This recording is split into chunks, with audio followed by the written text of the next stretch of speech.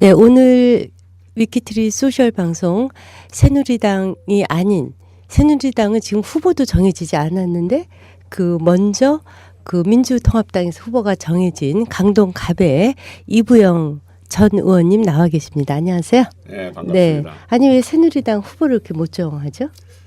글쎄요, 거긴 그렇게 진통을 오래 겪는 것 같아요. 네. 고청해지겠죠. 이번 18일 날 경선한다고 그러니까. 네. 현역도 없는데요. 그렇죠? 그렇죠. 현역은 뭐 다 없어지고. 네. 현재 그 경선자 중에 한 분이 서울시 의원 출신이면서 이명박 정부로부터 비례대표를 받은 분이었어요. 네, 그렇군요. 정치 방학이 좀 있으셨어요. 네, 그렇습니다. 그래서 사실 경선에 붙으실 수 있을까, 승리하실 수 있을까 조금 걱정하시는 분들도 많았을 거예요. 네, 어떻게 그렇습니다. 그 경선에? 저는 뭐 지난 정치 방학이라고 할 수 있는 그 휴식기에 그냥 휴식을 한 게 아니라 네, 여러 가지 시민 운동을 했어요. 네, 어떤 활동? 네, 조금 생소한 일인지 몰라도 장묘법을 개정을 해서 수목장을 전국적으로 확산시켜서 지금 아마 수목장이 70 내지 80%의 국민적 지지를 얻고 있는 걸로 압니다. 네, 그 밖에 우리 독립운동가 후손인 러시아의 고려인들 그분들이 자기 할아버지들의 고향인 연해주 이쪽으로 다시 돌아오고 계신데 그분들을 위한 고려인 문화센터라는 것을 세워서 우리가 연해주나 시베리아로 진출할 수 있는 발판 근거지를 마련해 놨습니다. 그 밖에 그 위안부 할머니들, 네. 일본군 위안부 할머니들을 비롯한 일제 강제 징집자들을 위한 배상, 네, 그리고 문화재 반환과 독도 지키기 네, 이런 것을 하기 위해서는 1965년 박정희 정권 때 굴욕적으로 맺어진 한일협정 그것을 재협상하자는 국민운동을 벌여왔고요. 그 밖에도 이러저런 시민운동을 마치 국회의원 때 그렇게 열심히 했었으면 좋았을 거랄 정도로 열심히 했는데 그러다가 이 정치판을 보면서 2004년에 열린우리당 그 선례를 보면서 나이 든 사람이 가서 무언가 정리해 줄 일이 좀 있을 것이다 라는 판단 때문에 참여를 했고 더구나 그것을 그냥 뭐 전략공천 단수공천 이런 게 아니라 경선을 그 젊은 두 사람하고 치렀습니다. 그 경선이 저한테는 보약이 됐어요. 그러신가요? 마치 허약한 체질의 기업을 기업 구조 조정을 통해서 아주 경쟁력이 강한 그런 강한 기업으로 키워내듯 하는 것이 이 경선이라는 것을 절감을 했죠. 경선은 참 좋은 것이다라고 네. 저는 경선 예찬론자가 됐습니다. 네, 지금 한나라당 아니 새누리당이나 민주통합당 다 경선 때문에 지금 곪고 있다 그러는데 다른 의견이시네요. 근데 지금 이제 트위터에 문소리라는 필명을 갖고 계신 분이 어려운 질문부터 해주셨는데 이거 답해 주셔야겠어요. 사실 이거 예민한 질문이신데 전해숙 이화영 공천 철회가 어제 뉴스에 나왔는데 이 부분에 대해서 어떻게 생각하시는지 이거 답변. 이화영 이화영 전 의원 개인에 관한 문제이기도 한데 아직도 이거는 재판이 진행 중이고 또 당에서 아마 그 부분에 관해서는 의원직 유지하기가 어려운 뭐 그런 게 나올 거다라는 판단이 있었고 저 경우에는 한 5, 6년 전에 장준하 기념사업회 네. 30주년 그 기념 사업을 하는 과정에 협찬받는 속에서 네. 개인 비리가 아니라 그 모금 과정에서 일어났던 일이어서 해명이 됐고 이미 사면 복권이 다 됐습니다. 네. 그래서 당에서도 저는 경선까지 치러서 네. 민주통합당원과 그 지역 네. 경선 참여인들이 모두 다 정말 오케이를 한 일이기 때문에 네. 더 이상 이것을 문제 삼기가 어렵고 네. 그러려면 그 경선 못 털어요. 하기 전에 그런 결정을 내리든지 네. 해야지. 아니 저도 그때 장준하 기념사업회 모금하는 운동을 제가 알고 있었거든요. 당시 기자하면서. 네. 그래서 여하튼 뭐 개인을 이렇게 거명해서 좀 그렇지만 전해숙, 이화영, 뭐 임종석 이런 분들하고 이름이 좀 같이 엮이실 때 억울하시다 이런 심정이 좀 드셨을 것 같다는 예. 개인적인 좀 소유가 있었어요. 네, 뭐 또 이렇게 그 언론이나 이런 데서 그런 일이 이제 날 때 뭐 거기 젊은 기자들 과거 잘 압니까? 네. 거론이 되면 그냥 목에로 다 한꺼번에 언급을 하고 하는데 이런 것도 또 저를 연단시키는 일이라고 생각해요. 네, 장준하 기념사 앞에 잘 되고 있습니까? 예, 저에 이어서 임현진 서울대 그 사회과학대학장 했던 분이 맡아서 잘 하고 있고 저는 네. 지금 명예회장입니다. 네, 그 우리 이부영 전 의원님께서는 후보님께서는 이제 특히 동아일보 기자 출신이고 하셔서 특히 그 동아투이 참 그 매진도 하셨고 또 언론의 그 자유 뭐 이런 쪽에 굉장히 역할을 많이 하셨는데 그거와 또 경선하고 맞물려서 이 질문을 꼭 해야 될 것 같아요. 이번에 그 낙곰수의 김영민 교수가 그 공천을 받았어요. 아시죠? 네, 정봉주 전 의원 지역에 네. 뭐 공천 받은 건 뭐 좋은데 그 공천 받고 나서도 낙곰수 방송은 계속 진행을 하겠다 이렇게 얘기를 했어요.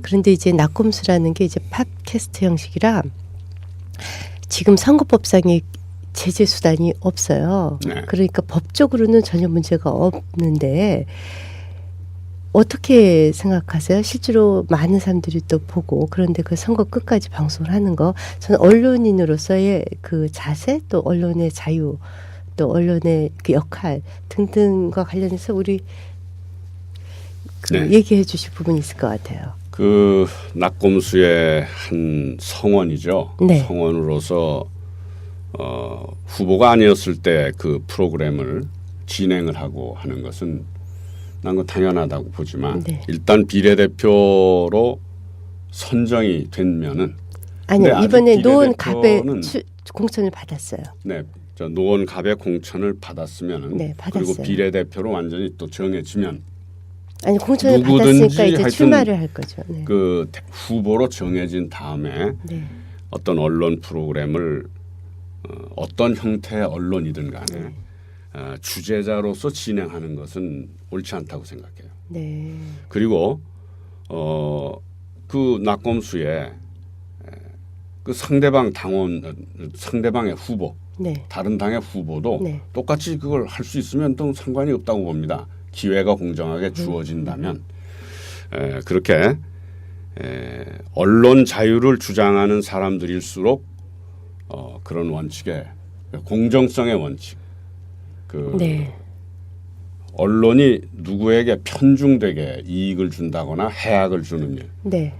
그런 건 피하는 게 옳다고 보고 저는 특히 요즘 그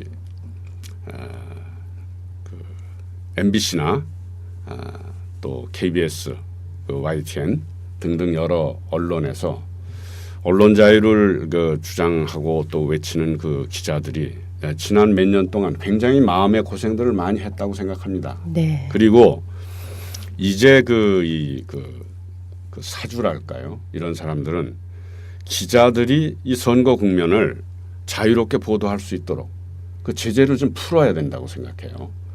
지금이 어떤 시대인데 아직도 그런 그 못된 짓들을 하고 있습니까? 네. 그런 그 이 제도 언론이랄까 방송, 신문 이런 데서 사주의 언론 자유만 있고 국민의 언론 자유는 없는 이런 식의 것이 불식이 돼야 되는 거나 마찬가지로 SNS 언론에서도 몇몇 진행자들이 언론을 독점하거나 네. 그것을 그 보는 사람들 입장을 무시하고 이렇게 네. 전횡을 해간다든지 이건 양쪽이 모두 다 네. 자유언론 운동을 한 사람 입장에서는 네. 고쳐져야 될 일이라고 보는 겁니다. 네. 그러니까 낙검수의 김 교수님 같은 경우도 일단 노원 갑에 출마하기로 됐으니까 공천을 받았으니까 방송 진행은 적절치 못한 행동이다. 이렇게 출연은 할 수 있겠죠. 네, 출연하고 네. 진행을 한다는 의미니까 그렇게 이 부분 있잖아요. 그 민주당이 의욕적으로 지금 출발한 국민 경선의 의미가 퇴색되는 지금의 공천 상황에 대해서 말씀을 해주세요. 이렇게 네, 그 밑에 보이시죠? 질문이 네. 예. 그리고 그 질문하고 같이 엮여서요. 그 임종석 사무총장이 공천 반납 이후에 공천을 받은 민주통합당 비리 혐의 전략자들 거취 문제에 관심 모아지고 있는데 당 안팎에서 붙는 공천 반납 여론 이걸 아주 정면적으로 제대로 좀 해명도 해주시고 네. 지금 상황에 대해서 피해가실 수 없는 질문 같아요. 네, 아니 전 뭐 피해갈 네. 의사도 없고 또 그래서는 또 안 된다고 봅니다. 네, 그 민주통합당의 공천 문제, 뭐 네. 새누리당도 마찬가지. 네, 거기도 이제 뭐 또 친박에 많이 가까운 많죠. 사람들은 네. 또 많이 살리고 네, 네, 뭐 그렇지 않은 사람들은 많이 밀려나기도 하고 그랬고 다만 이제 민주통합당 경우에는 그 현저하게 그 386과 그들과 가까운 사람들이 많이 전략공천, 단수공천이 됐다. 특히 이런 친노 세력의 부활이라고까지. 뭐 친노 세력이 많다고 하니까 다 친노 세력만은 아니었습니다만 그걸 보고 느끼는 게 이 전략공천이라는 것이 얼마나 위험한 것이냐. 더더구나 당의 지지도가 지난번 통합했을 때 그 밴드웨이건 효과 때문에 막 그 올랐었죠. 지지도가 치솟았다가 조금 지나면서 막 떨어지기 시작했단 말이에요. 이럴 때 전략공천, 단수공천의 위험이라는 건 굉장히 큰 겁니다. 네, 왜냐하면 경선이라는 것은 열심히 선거인단을 모아서 자기 지지 세력을 모아가지고 경선을 하는 거란 말이죠. 경선은 분열되려고 하는 게 아니라 결국 나중에 가서 그렇게 모아들인 조직이 하나로 또 뭉쳐지는 과정이거든요. 그러면 그 경선을 치르기 이전에 그 지역당 조직의 규모나 그 심도나 네. 깊이 이런 것이 전혀 달라져요. 네, 이것은 정말 전투 모드의 아주 근육질의 조직들이 됩니다. 네, 그리고 그 당원들이나 그 선거인단에 참여한 사람들의 충성도도 굉장히 더 높아지고 그런데 벼랑간 그 지역에 관계도 없는 사람을 그 뭐 모모한 관계나 이런 것 때문에 이름 몇 자 난 것 때문에 전략공천 내지 단수공천으로 집어넣으면 그 지역에 있는 당원들이나 이런 사람들로부터 거부감도 있을 뿐만 아니라 단시간 안에 그 조직을 만들어낼 수가 없어요. 그렇죠. 바로 그것이 이 그동안 민주통합당이 전략 단수공천을 함으로써 또 혐의 있는 사람들까지 단수공천을 함으로써 위기에 빠진 겁니다. 특히 이를테면 전력의 비리가 있다든가 뭐 이러저러한 혐의 있는 사람들일수록 또 나이가 든 사람일수록 경선을 해야 돼요.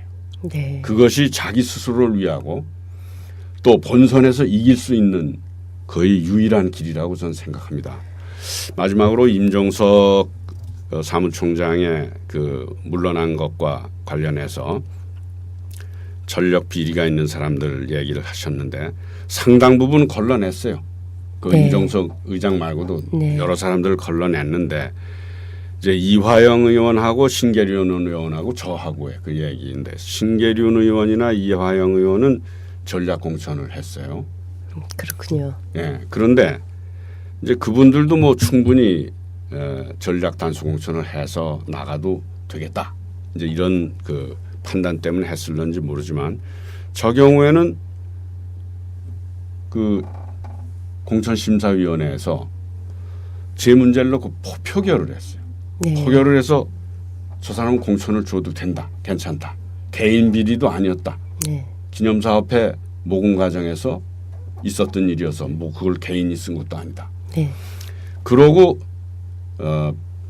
표결까지 했어요. 네. 그래서 그게 통과됐어요. 그래서 전 가서 당에서 결정한 대로 모든 절차에 따라서 경선도 치러서 통과됐어요. 네, 그런데 지금 와서 이것을 공천심사위원회에서 표결까지 한 것, 또 지역에서 경선을 통해서도 당원과 참여 그 선거인단의 그 결정을 내려진 일 이걸 짓고 와서 어떻게 하라는 거는 대단히 그 불합리한 일이라고 생각해요. 네. 최소한 제 경우에 이 일을 뒤집으라는 거는 네.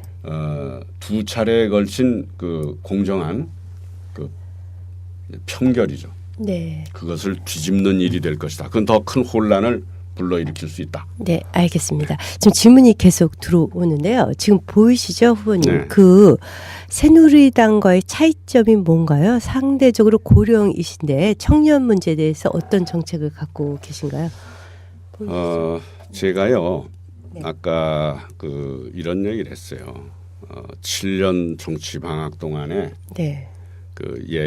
제가 한 일을 다 얘기를 안 했잖아요. 네. 그 수목장 실천의 문제라든지 동북아 평화연대를 통한 고려인 문화센터를 만들어서 우리가 동북아에 진출할 수 있는 발판을 만들었다든지 그밖에 이 일본군 위안부 할머니들과 강제징집 피해자들의 배상 문제나 문화재반은 독도 지키기 또 제1동포 법적지위 문제 이런 거를 바로 세우기 위해서 한일협정, 재협상, 국민행동이라는 것을 지금 현재도 지금 하고 있다든지 그밖에 박정희 시대나 유신체제, 전두환 시대를 되돌아보기 위한 여러 가지 학술활동을 통해서 그 시대를 정리해냈다든지 뭐 이런 어떻게 보면 이번에 이제 통합진보당이 만들어졌잖아요. 그것을 이루어내기 위해서 복지국가와 진보대 통합을 위한 시민회의 준비위원회라는 걸 제가 제일 먼저 만들었어요. 다시 말해서 진보정당이 갈라져 있고 또 민주당 따로 있고 이래가지고는 도저히 아무리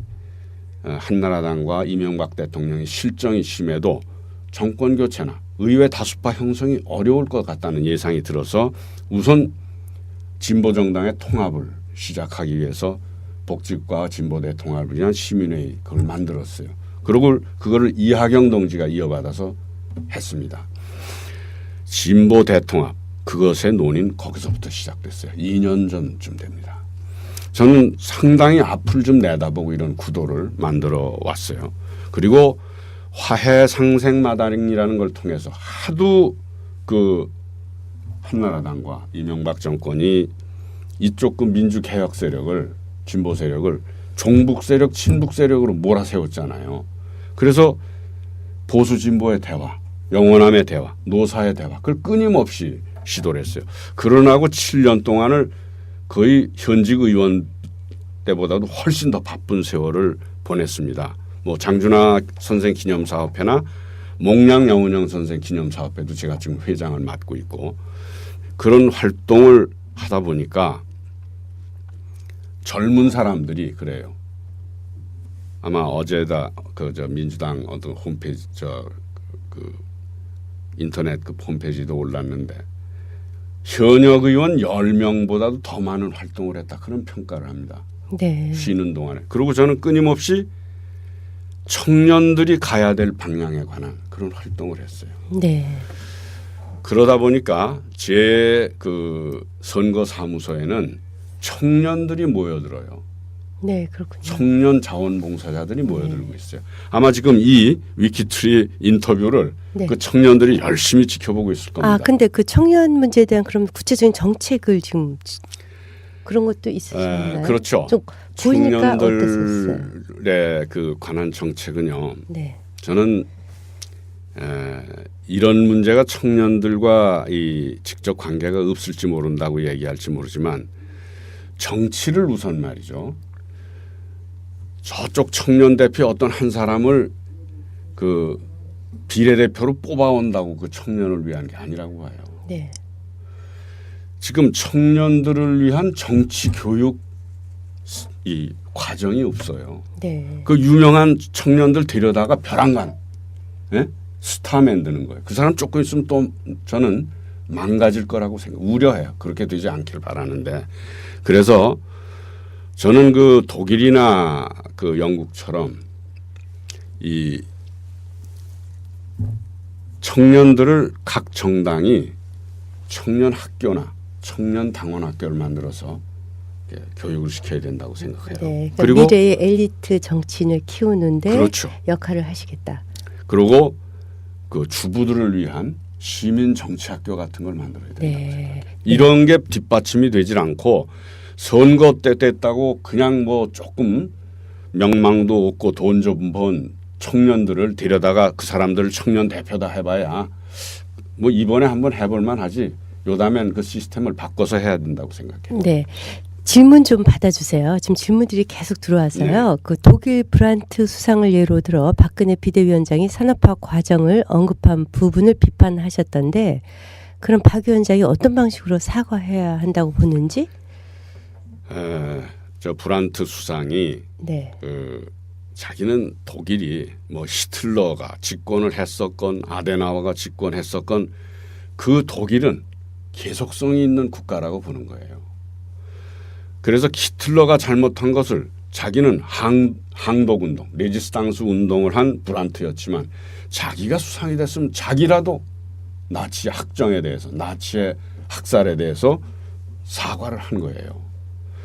저는 그런 그 브란트의 자세 때문에 독일이 그 주변에 침략을 당했던 나라 민족들로부터 다 용서를 받고 독일이 사과한 거로 그들이 받아들이게 된 거라고 봅니다. 네. 박 위원장께서도 박 사과하셨죠. 위원장이 그냥 산업화 시대에 피해를 당했던 분들에게 미안하다. 이런 정도란 말이죠. 저는 이런 거 봤어요. 이렇게 생각해요. 산업화 시대. 혜택을 받은 그들에게는 산업화 시대였지만 그 시대는 분명히 박정희 군사독재 시대예요. 박정희 군사독재에 대해서 사과를 해야지.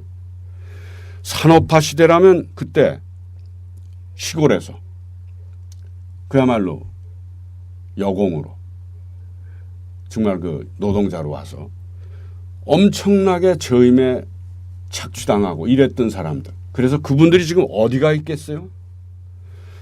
더구나 그 유신 시대 때 조작으로 인혁당 다 무죄 받았잖아요. 그 부인들이 다 살아 있어요. 아이들도 살아 있고 그 아이들은 그 간첩으로 몰리는 바람에 학교도 못 갔어요. 돌팔매를 맞고 간첩 자식이라고. 저는 박 위원장이 진실로 그런 그 미망인들이나 그 자녀들에게 찾아가서 브란트 수상처럼 무릎 꿇고 눈물 흘리면서 사죄하는 모습. 왜 그런 걸 우린 못하냔 말이죠. 그런 진정성이 우러나는 행동은 단 하나도 없이 산업화 시대 때 피해받은 사람들에 대해서 미안하다. 이건요 모욕하는 거예요. 저희처럼 고문당하고 감옥 갔고 이래던 사람들을 모욕하는 거예요. 그 사람 그때 뭐 했어요? 청와대에서 주인 노릇했다고. 여주인 노릇. 네, 알겠습니다. 지금 저 워낙이 그 무게감이 있으신 분이 나오셔서 이제 질문이 많으셔갖고요. 네. 가급적이면 짧게 해주셔야 정치권의 큰 어른이신데 이번 총선에서 주요 이슈인 한미 FTA 발효에 대한 견해와 지금 민주당이 말 바꾸고 있다고 하지 않습니까? 네. 그거 좀 민주당 입장하고 좀 얘기해 참 주세요. 전 보기가 곤혹스럽습니다. 시작을 노무현 대통령 때 했잖아요. 네네. 근데 노무현 대통령 때 마련된 안은 김영삼 대통령이 악화시킨 안보다는 그렇게 심하지 네. 않았을 거예요. 그런데 이제 김영삼 대통령이 아니라 이명박 대통령이. 그런데 이명박 대통령이 한 것이 마치 노무현 대통령 때하고 똑같은 걸 한 것처럼 그렇게 지금 호도를 하고 있어요. 이렇게 말바꿈을 하고 있는데 그렇게 악화된 것. 미국도 자기들한테 좀 불리한 거 수정해서 재협상 시키지 않았습니까? 왜 우린 못해요? 이명박 대통령 때 악화돼서 우리 너무 많은 걸 양보해서 우리 국내 축산업이라든지 농업이라든지 중소기업이라든지 이런 데가 어려워진 거. 이런 거를 왜 재협상하자고 할 수가 없냔 말이죠. 그런 것도 안 된다. 그건 아니잖아요. 다만 저는 지금 민주통합당 일각에서 폐지를 하겠다. 우리가 지금 삶의 존재 양식이 대외 교역을 안 하고 살 수 있는 나라가 아니지 않습니까? 네. 앞으로 미국뿐만 아니라 일본이나 중국과 동남아와도 계속 FTA를 맺어가면서 그것을 우리에게 손해가 안 나도록 해야지.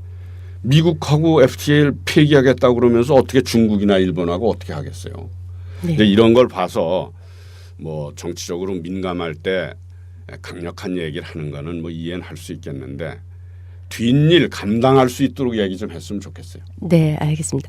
강정마을 구럼비 사건에 대한 질문도 들어왔는데 답변하실 수 있으시겠어요? 당연히 할 수 있죠. 네네. 저는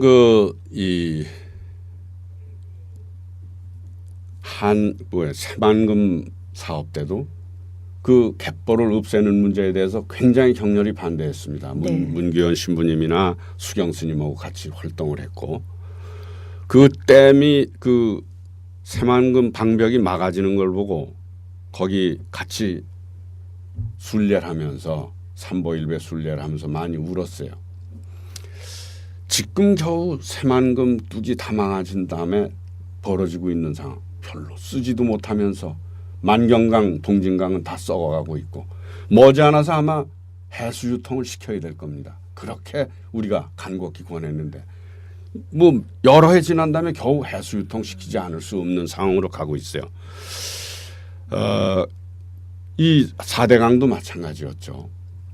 결국 그렇게 하지 마라. 어느 한 곳에서 먼저 해보고 딴 곳으로 확대해도 늦지 않지 않냐. 네. 근데 듣지 않고 전국적으로 해버렸거든요. 엄청난 예산을 거기다 넣으면서 예를 들면 아이들을 위한 보육 예산 또 장애인들을 위한 예산 이거 다 깎아서 글로 넣어버렸어요. 저는 참 큰 죄를 지었다고 생각합니다. 그런데 이 구럼비 그 바위 제주 강정마을 문제는 그런 생태계 문제뿐만 아니라 플러스 안보 문제가 있어요. 네. 이 강정마을에 10만 톤 규모의 배가 닿고 그 몇만 톤 규모의 원자력 잠수함이 닿을 수 있는 그런 항구를 만드는데 저는 저것이 틀림없이 해군 기지를 만들면 한미 상호 방어 조약에 따라서 한미 상호 방위 조약에 따라서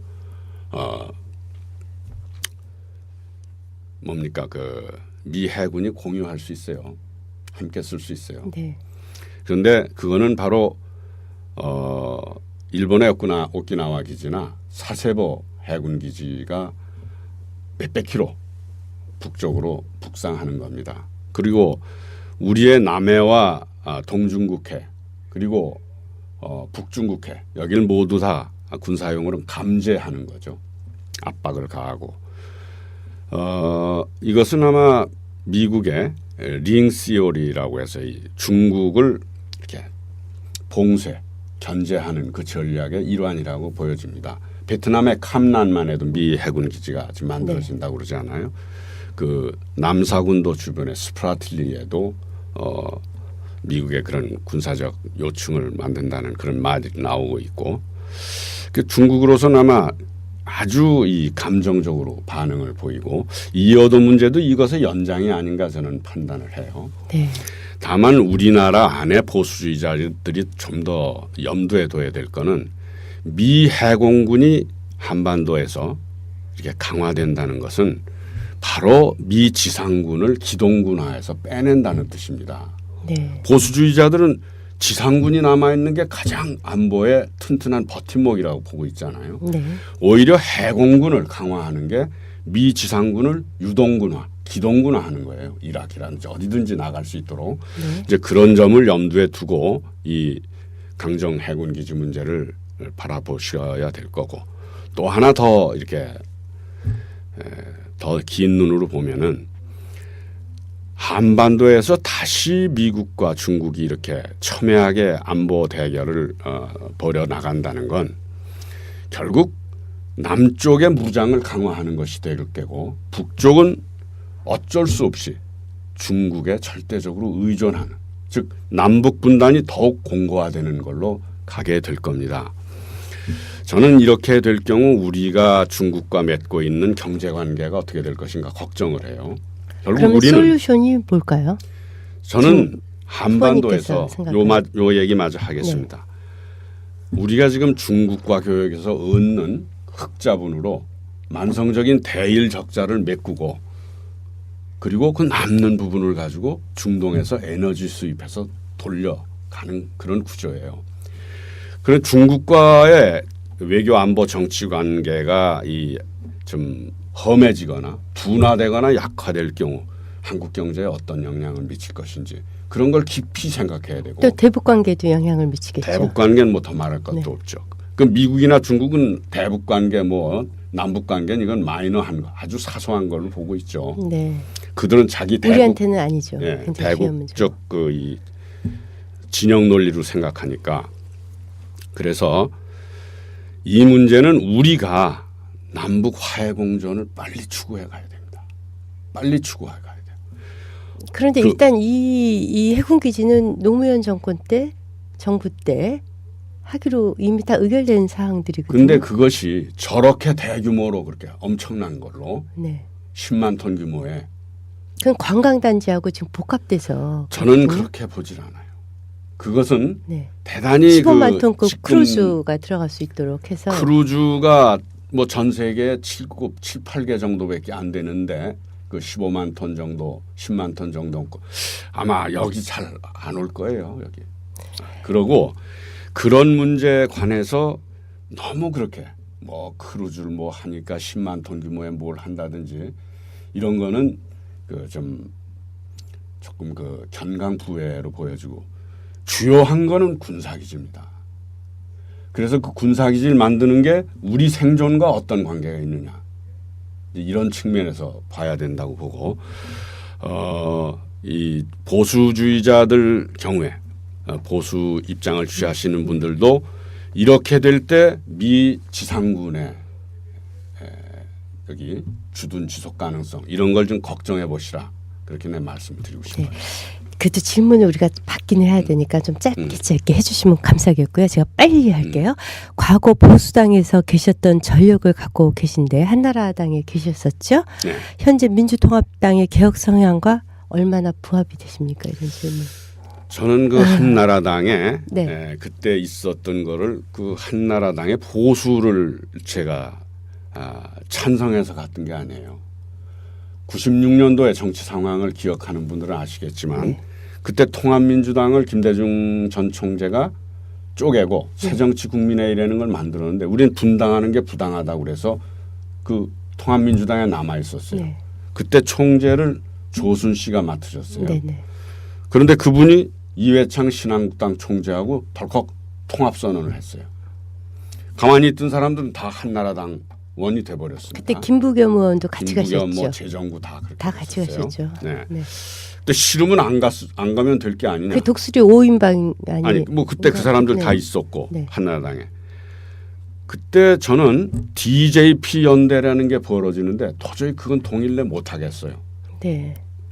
DJP 연대보다는 조순 이회창 연대가 더 나은 것처럼 보였어요. 그 당시에. 아 그러셨어요? 예. 네. 근데 결국 저는 DJP 밑에 가서 정치하긴 싫었어요.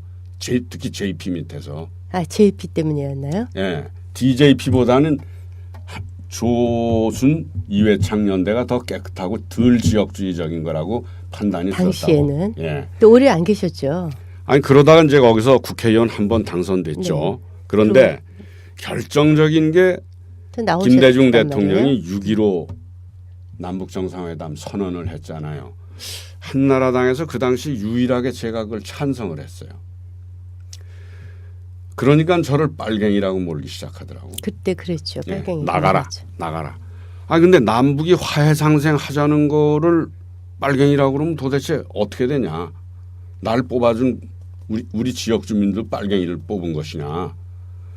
그런데 뭐 이유 여하를 막론하고 당신 같은 사람은 여기 있으면 해롭다. 그래서 저는 그때부터 이 당의 중심, 핵심 세력은 반통일 세력이 자꾸 있구나. 네. 이런 세력하고 나는 도대체 같이 있기가 힘든 게 아니냐. 가면 갈수록 더했어요. 제가 이름을 들려면 다 들리겠어요. 그 이름들을. 네. 그러니까 민정당 때부터 해온 분들, 공화당 때부터 해온 분들, 이런 분들이 주축이 돼서 저를 빨갱이로 몰았어요. 제가 민주화 운동할 때 저를 잡아들이고 저를 감옥에 넣고 이랬던 분들이었어요. 그분들하고 전 참고 같이 해보려고 그러는데 나중엔 힘들더라고요. 아 그러셨군요. 네. 그거 말하면서 이 질문은 제가 개인적으로도 궁금한데요. 지금 탈북자 문제 말이에요. 왜 민주당에서 그렇게 목소리가 작은가요? 제가 북한 인권 문제에 대해서 왜 진보 쪽은 얘기를 안 하는 건가요? 제가 며칠 전에요. 네. 제 페이스북에 그러지 않아도 민주당이 왜 탈북자 북송 문제를 침묵하느냐. 네. 그건 옳지 않다. 그런 글을 올렸어요. 그런 글을 올린 다음에 민주당 최고회의에서 민주통합당 최고회의에서 박지원, 김부겸 두 분 최고위원이 그 문제를 제기했더라고요. 그렇죠. 예. 제가 그걸 제기한 거는 무슨 뭐 중국에 반대해서 그런 것도 아니고 그 탈북자를 받아들여서 또 어떻게 정말 그 혹독한 처우를 하고 있는 북한을 뭐 두둔해서 그런 것도 아니에요. 지금 현재 이념의 시대가 지났잖아요. 가장 기본적인 게 뭡니까 이 시대? 인권이에요. 네. 인권 탄압되는 데 대해서는 그런 건 그 우리처럼 민주화 운동도 해보고 또 고문도 당해봤다가 이제 어느 정도 그런 시대를 이제 겪고 지난 사람들 입장에선 당연히 그런 거에 대해서는 입장 표명을 해야죠. 더구나 지금 선거 시기 아니에요. 그런데 네. 지금 북송을 당하고 있는 사람들 돌아가면 어떤 운명이 기다리고 있을지 모를 이런 사람들을 중국이 보내는 거에 대해서 아무 말도 안 하고 있다. 도대체 그건 누구를 위한 정당이에요? 저는 그런 점에서 그 한 대표께 좀 말씀을 드려보셨어요? 저는요. 제가 바빠서 페이스북에 올려서 다 그쪽에 알려지도록 했어요. 네. 이번에 원내 진입하시면 국가보안법 폐지 진행하실 건가요? 라는 질문도 있어요. 예. 그런데 저는 그게 중요한 게 아니라고 생각해요. 네. 제가 그 당시 2004년 5년에 국가보안법 개폐 파동을 거치면서 그 당시 열린우리당 안에 152명 중에 60여 명이 국가보안법 폐지를 반대하고 있더라고요. 한나라당의 입장하고 똑같아요. 제가 그래서 박근혜 대표하고 비밀 협상을 했어요. 네. 그래서 찬양, 고무, 동족, 회합, 통신 이 5개 코에 걸면 코걸이, 귀에 걸면 귀걸이 이 정말 관제 빨갱이를 제일 많이 만들어놓은 조항인데 이거를 걷어 없애버리자. 그 합의를 했어요. 박 대표께서도 박 아주 대표는 국가보안법 없애지만 않으면 좋겠다. 그죠. 네, 그런 건 다 걷어버리고. 요건 걷어버리고. 네. 그 대신 우리가 추진했던 사학법, 과거사법, 신문법은 열린우리당 이 안대로 그대로 하겠다. 우리로서는 굉장히 많은 걸 얻어냈어요. 그런데 그 당시 이 열린우리당 안에 몇몇 이 통제가 안 되는 의원들이 있었어요. 네. 그분들이 노 대통령의 지지를 받는다라고 바깥으로는 얘기를 했었는데 그 사람들이 의원총회에서 난장판을 만들어서 여야 합의안을 무산시켜 버렸어요. 네. 그래서 지금 국가보안법이 악법 그대로 남아 있습니다. 네. 악법 그대로 남아 있어요. 그걸 가지고 지금 일부 사람들이 또 탄압당하고 있어요. 네. 그러니까 저는 결국 그래서 폐지를 하시겠다는. 저는 그것을 여야 합의안이 이미 있잖아요. 네. 그거에 근거해서 한나라당하고 지금 새누리당하고 다시 얘기해. 그든 새누리당의 전신인 한나라당이 열린우리당 여당과 만들어놨던 합의안이 있어요. 그것만 진행. 그거라도 하면 난 된다고. 된다 이렇게 보시고요. 우리 사회 안에 민주주의와 자유를 확대시키는 일이에요. 함부로 빨갱이 소리 안 하고. 네. 빨갱이 소리 많이 들으셔서 특히 더 그러신가 저는 보네요. 좀 진저리가 나요. 네. 일전에 51%대 49% 정치에 대해서 말씀하셨어요? 그 네. 내용에 대해서 말씀 부탁드린다고. 저는 이 여당이 말이죠. 네. 어느 정당이든지 여당만 되면 그냥 99% 100%다 지 뜻대로 하려고 그러네요. 우리나라 대통령 중심제니까 대통령 그래서 책임제니까 아무래도. 대통령도 이 정당이 만들어내는 거 아니에요. 예. 왜 정당이 대통령 한 사람에게 그렇게 다 휘둘리느냐. 저는 그래서 이 대통령 권력을 줄여야 된다는 입장입니다. 예산안 제출권이나 법률안 제출권을 전부 국회가 가져와야 된다고 생각해요. 지금 법률안이나 예산도 거의 정부대로 하는 거니까 국회는 그냥 통과시키는 역할밖에 못하거든요. 네. 국회 권한을 강화시켜야 된다고 생각해요. 네. 그러려면은 그 여당이 자기들이 하려고 그러는 거는 51% 많아야 55% 정도 하고 나머지 45%나 49%는 여당의 생각, 여당이 주장하는 바를 받아들여야 된다고 봐요. 네. 그래서 사전에 이런 게 다 조율돼서 국회 그 표결이 이루어져야 된다고 보거든요. 네. 저는 이번에 민주통합당이 다수가 될 가능성이 크다고 봐요. 아, 그러세요? 저는 총선 그렇게 봐요. 전망을요? 예. 지금 여론조사 뒤집힌 거 아시죠? 여론조사를 뒤집힌 거는 단시일의 과정이에요. 네. 그런데 긴 눈으로 보면 말 없는 많은 서민들, 경제적으로 어려운 서민들, 등록금 때문에 고생하는 학생들, 또 직장 못 가져서 힘들어하는 젊은이들, 30, 40대 주부들 절대적으로 지금 정권 교체하고 그래야 된다는 입장이에요. 그런데 MB 심판론에 대한 질문도 지금 들어와 있는데 예. 같이 묶어서 답해 예. 주시겠어요? 그래서 이 뭐 표피적으로 이렇게 조금 이렇게 움직이는 여론을 총선 여론이라고 보시면 안 되고 그 밑바닥에 지금 지난 4년 동안 이렇게 흘러온 그런 두터운 반 MB, 반 이명박, 반 한나라당 여론이 있습니다. 위에서 이렇게 조금 출렁거리는 거 가지고 이 여론이 다 따라간다 이렇게 보시면 어려울 것 같고요. 네. 그래서 분명히 그 민주통합당이 다수당이 돼요. 더구나 선거연합까지 했기 때문에 진보통합당, 통합진보당도 원내 의석을 원내 교섭단체를 만들 의석을 만들 거라고 봅니다. 그런 점에서 저는 그 51% 정치라는 것을 MB가 했던 것을 모두 다 뒤집자 이런 주장들을 하는데 저는 그것이 또 싸움을 유발하고 또 민주통합당의 대통령 선거에도 지장을 주는 주장이라고 생각해요. 네. 이런 문제도 하나하나 따져서 네. 대응을 해야 된다고 봅니다. 예를 들면 그 4대강 공사도 뭐 듣기 좋게 댐을 다 폭파해버리겠다. 듣기에 시원하겠죠. 네. 한미 그런데 FTA 폐지하겠다 뭐 이런 거. 그렇죠. 댐을 폭파하면 거기에 따라서 생기는 생태 파괴를 어떻게 할 거예요? 네.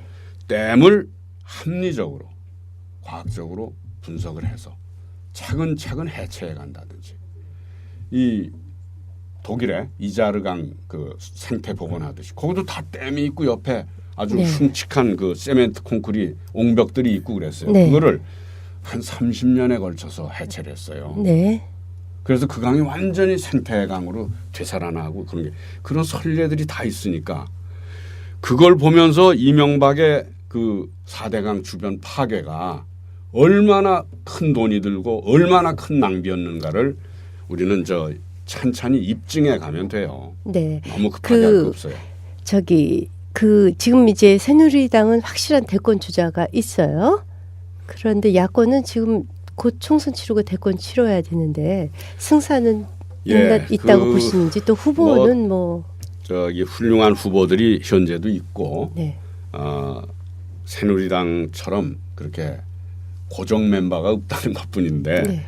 저는 오히려 그게 역동성이 있고 네. 국민들에게 선택의 폭을 넓혀주는 거라고 봅니다. 그리고 그렇게 여러 후보군이 나중에 경선을 해서 그야말로 단일화될 때 훨씬 더 강력한 연합군이 될 거라고 봐요. 그리고 훨씬 다양한 성격을 가진 국정 주도 세력이 만들어질 거라고 봅니다. 오히려 지금 걱정할 것은 새누리당이 아무 대안이 없이 그 박근혜 비대위원장밖에 없다는 사실이에요. 네. 그 정권 교체 확률을 솔직히 어느 정도로 보세요? 저는 그 박근혜 대표의 35% 지지벽은 별로 흔들림이 없다고 보고 네. 거의 60% 이상의 정권 교체 희망이 나머지 사람들에게 다 담겨 있다고 생각합니다. 네. 시간 관계 때문에 이거 민주화 운동으로 여러 번 구속되셨던 것으로 알고 있는데 몇 년 복역하셨나요? 이 질문. 네, 이건 이런 질문 나올 때마다 저 사람은 매일 감옥 갈 궁리만 있나 이런 네. 좀 제가 한 그 5번 구속 되고 12번을 구류를 살았어요. 그 토탈 합치면 얼마나 되나요? 7년 한 2개월 되죠. 네, 그동안 가정살림 어떻게 하셨어요? 지금 제가 장모님, 그 89된 장모님을 모시고 사는데 네, 그 장모님이 부산에서 대학 교수를 하셨어요. 네, 사위를 잘못 두시는 바람에 승급이나 보직 이런 데도 엄청나게 불리를 당하셨는데 그러니 제가 그 들락달락하는 가운데 우리 생활비 집사람과 주셨어요. 아이들 뒷바라지를 해줬고 또 물론 네, 저를 후원하는 그 보이지 않는 그룹들이 있었습니다. 제가 감옥 가 있는 동안에 저희 생활비를 보조하고 이랬죠. 어떡하죠? 질문이 자꾸 들어와서 민주화 지금 우리나라 어느 시점인가요?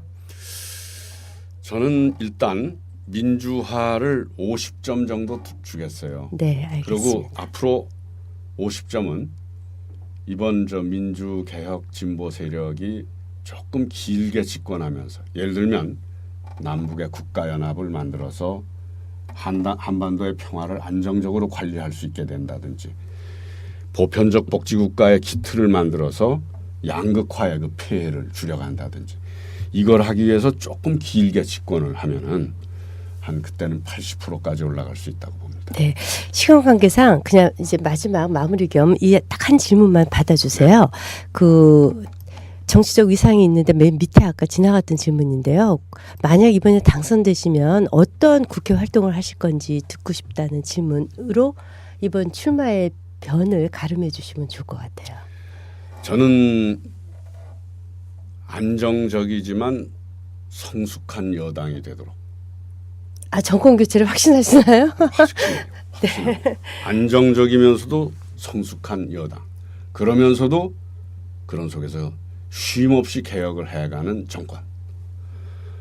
그런데 저 같은 사람의 역할이 있을 거라고 보고 그것은 바로 아까 말씀드린 51% 정치에 그 묘수가 있다고 생각합니다. 네, 알겠습니다. 오늘 말씀, 긴 말씀 감사드리고요. 나중에 질문 개인적으로라도 혹시 시간 되시면 다 답변해 주세요. 그렇게 하겠습니다. 네, 감사합니다. 네, 감사합니다. 고맙습니다.